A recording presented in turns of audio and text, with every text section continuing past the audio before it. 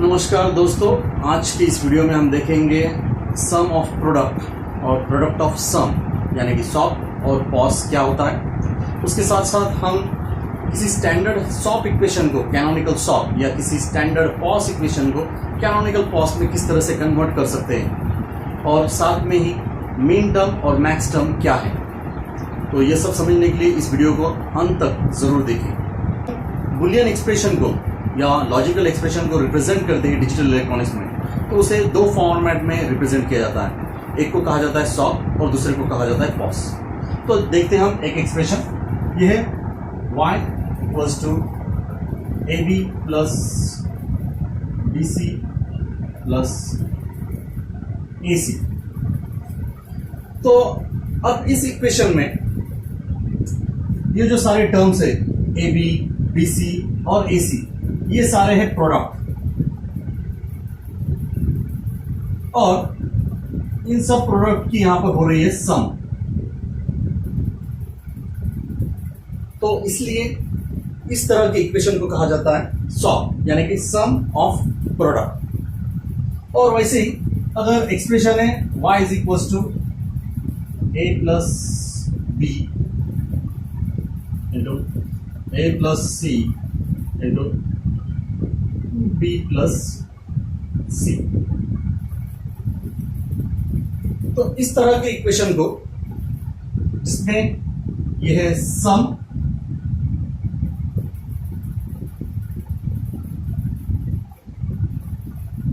और यह है प्रोडक्ट,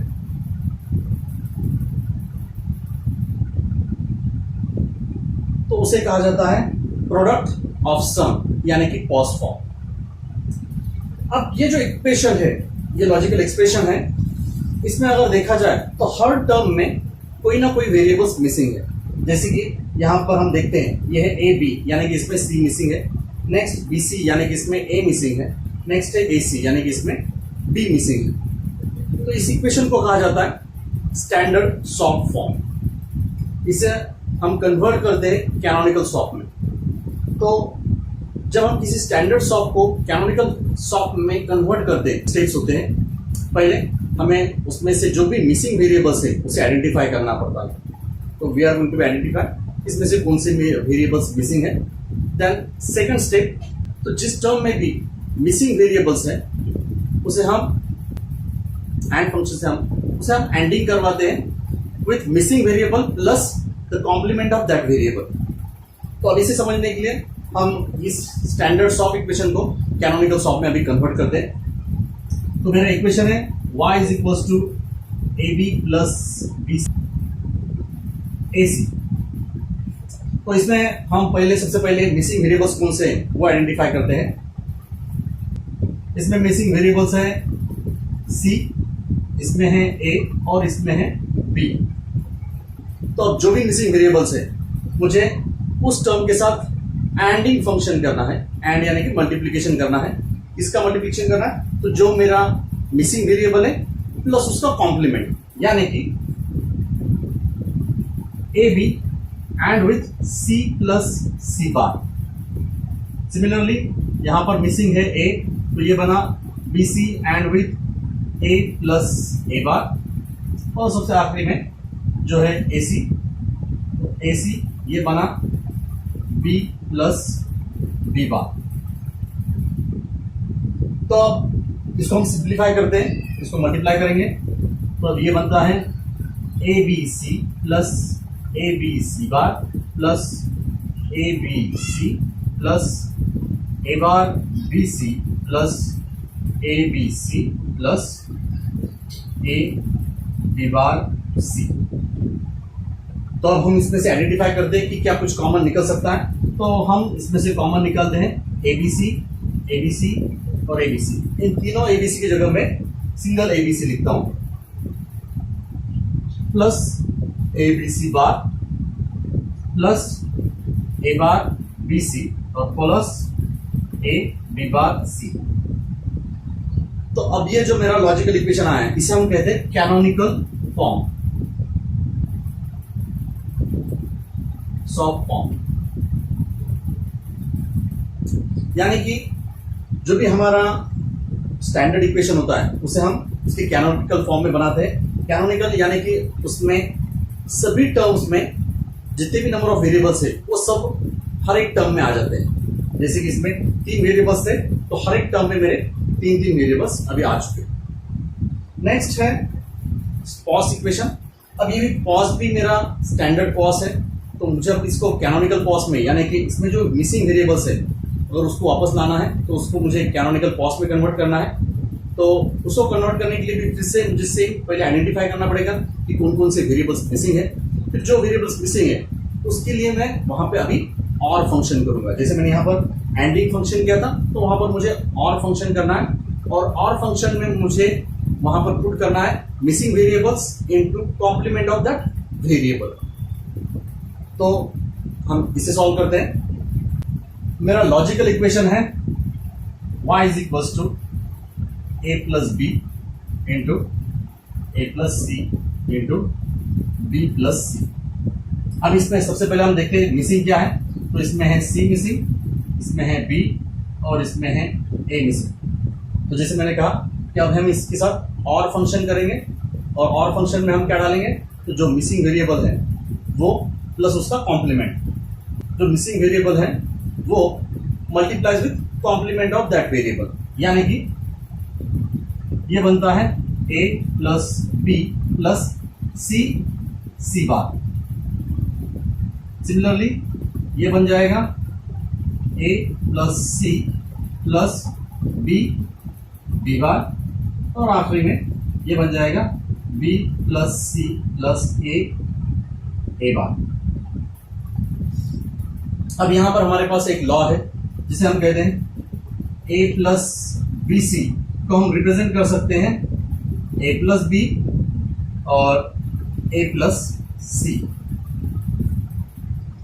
तो अगर मैं इस इक्वेशन को इस टर्म के साथ कंपेयर करता हूं यानी कि हर एक इक्वेशन में a plus B a plus C, तो उसे मैं कहूंगा कि ये मेरा a है, नेक्स्ट जो है वो है मेरा b और लास्ट में है मेरा c।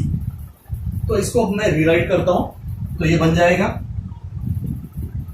a plus B plus C multiplies with a plus B plus C bar.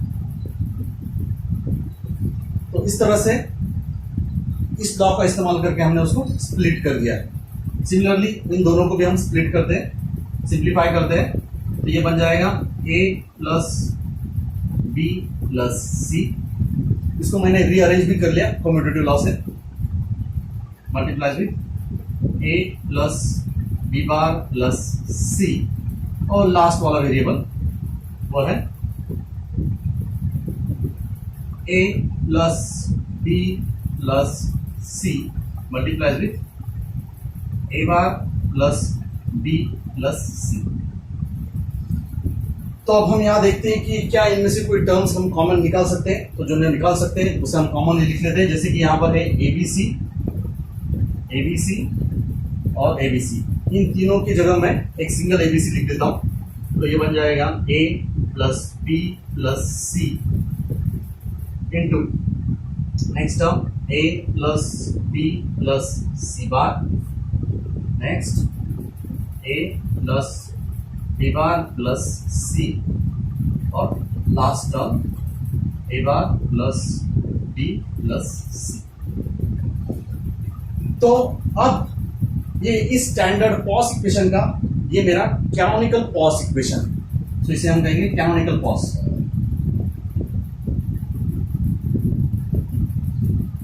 तो सिंपल में कहा जाए तो कैनोनिकल सॉल्व और कैनोनिकल पॉस इसका मतलब है कि उसमें जितने भी नंबर ऑफ इनपुट वेरिएबल्स है तो वो सारे मेरे हर एक टर्म में उतने नंबर ऑफ वेरिएबल्स प्रेजेंट होने चाहिए, तो ही हम उस इक्वेशन को कहेंगे कैनोनिकल सॉल्व या कैनोनिकल पॉस इक्वेशन।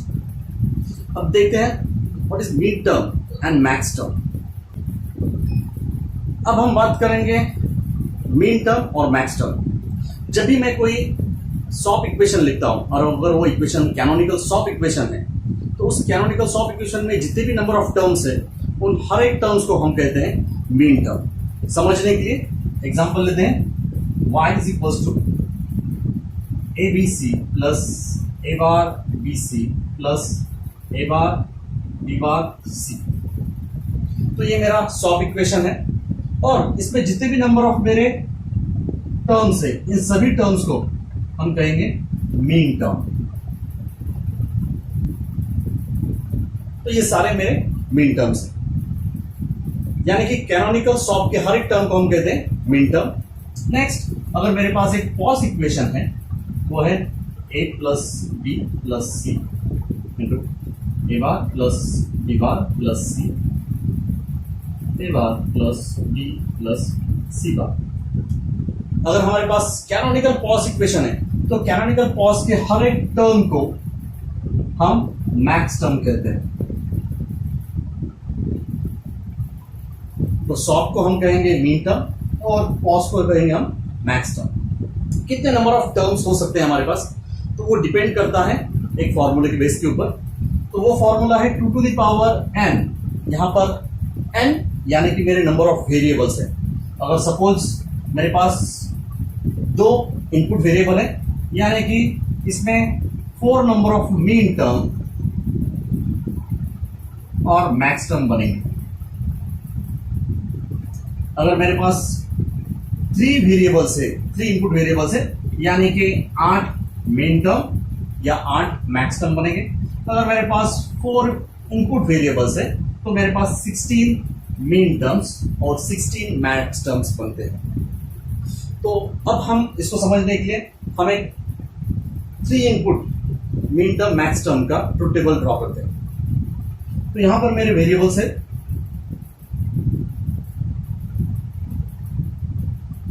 ए बी सी। अब ये मेरी मीन टर्म है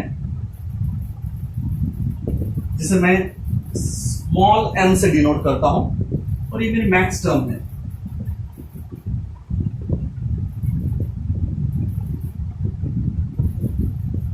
जिसे मैं कैपिटल N से डिनोट करता हूं। इनपुट्स है 0 0 0 0 0 1 0 1 0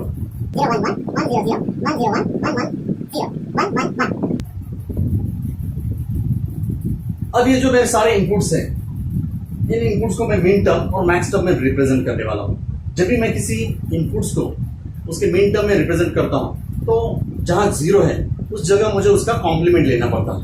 यानी कि सपोज ये 0 है तो मुझे a बार का कॉम्प्लीमेंट लेना पड़ेगा, b 0 है तो b बार का कॉम्प्लीमेंट और c बार का कॉम्प्लीमेंट। और फंक्शन लिखते वक्त मैं एंड फंक्शन में उसको रिप्रेजेंट करता हूं। जैसे देखा जाए तो ये है a bar b bar c बार, इसको हम लिखते हैं स्मॉल m0।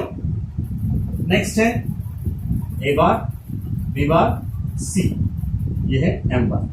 यानी कि जहां पर भी मेरी इनपुट 1 रहेगा वहां पर मैं रिप्रेजेंट करूंगा एज इट इज उसी वेरिएबल को, यानी कि c को, ना कि c बार। जहां 0 है सिर्फ वहीं पर मैं उसका कॉम्प्लीमेंट लूंगा।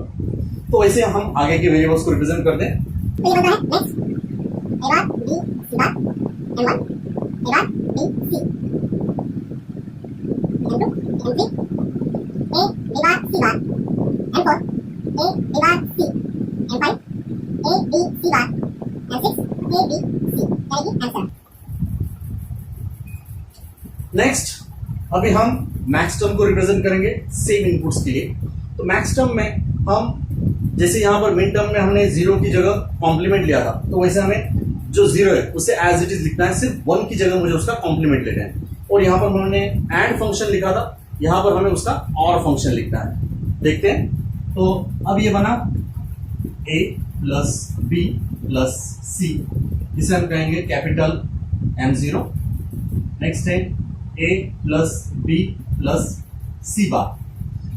मैंने मेन टर्म लिखते वक्त a bar b bar c लिखा था, अब यहाँ पर मुझे मैक्स टर्म लिखते वक्त a plus b plus c बार, यानी कि c जहां पर मेरा इनपुट 1 है उसका मैं c बार लिखूंगा, और ये रहेगा मेरा m1। तो इस तरह से हम जो मेन टर्म है उसको स्मॉल n से डिनोट करते हैं और जो मैक्स टर्म है उसको कैपिटल M से डिनोट कर रहे हैं। सिमिलरली आगे हम कंटिन्यू करते हैं, तो ये बनेगा a plus b bar plus c m2 a plus b bar plus c bar m3 a bar plus b plus c m4 a bar plus b plus c bar m5 a bar plus b bar plus c m6 इस तरह से हम किसी भी min term और max term को terms represent किए जाते हैं। तो अब हम ये देखते हैं कि logical expression by using min term और मैक्स टर्म किस तरह से रिप्रेजेंट किए जाते हैं। तो हम इसी एग्जांपल को देखते हैं। इस एग्जांपल में मैंने ये सॉल्व इक्वेशन है। अब इस सॉल्व इक्वेशन को हम किस तरह से रिप्रेजेंट कर सकते हैं। तो सिंपली इस इक्वेशन में जो भी मेरे टर्म्स है तो उन टर्म्स को मैं यहां से देखता हूं कि मेरा ABC टर्म कहां है, तो उसे कहा जाता है N7। तो मैं यहां पर लिखूंगा N7, then A bar BC, तो ये A बार BC यानी कि M3। Next A bar B bar C, A bar B bar C यानी कि M1।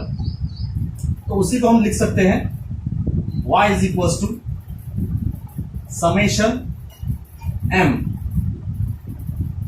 7 3 1। यहां पर जो समेशन है वो समेशन यानी कि सम ऑफ प्रोडक्ट। सिमिलरली हम नेक्स्ट इक्वेशन को देखते हैं।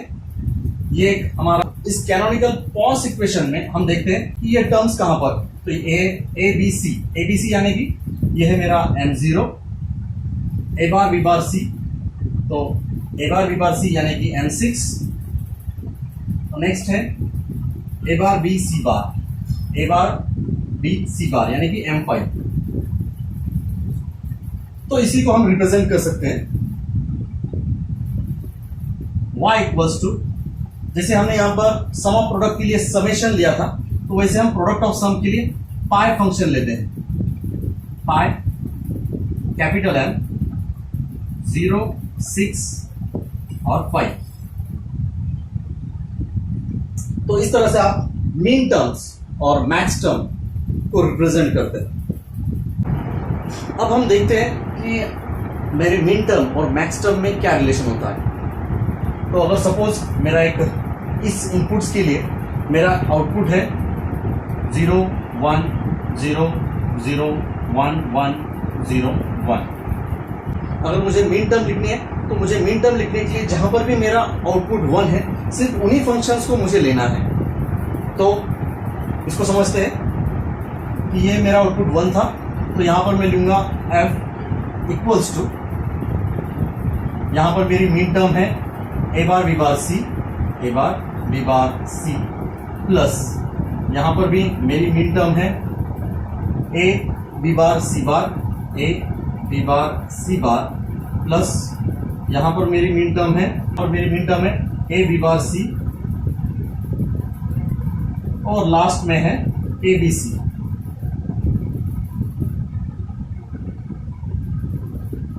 तो इस तरह से मैंने ये मीन टर्म्स ले लिए हैं। अब ये जो भी मेरे मीन टर्म्स है, मीन वैल्यू लिखता हूं।